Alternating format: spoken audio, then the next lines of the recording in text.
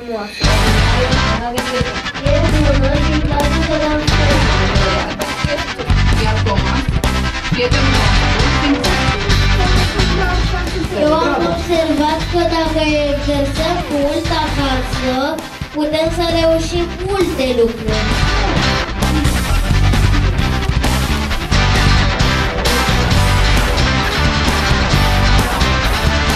aveți grijă ce vă doi.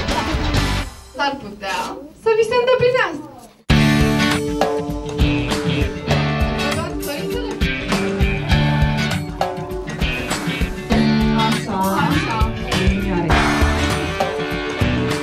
Bun, deci suntem câștigători.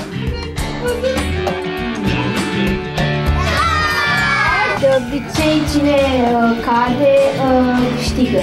Cei din urmă?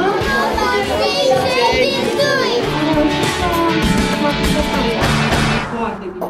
Eu am primit premiul întâi la trenulete. Sunteți voi juniori de succes?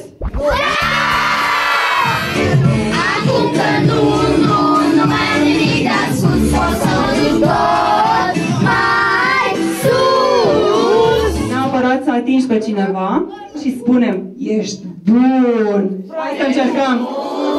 Ești bun.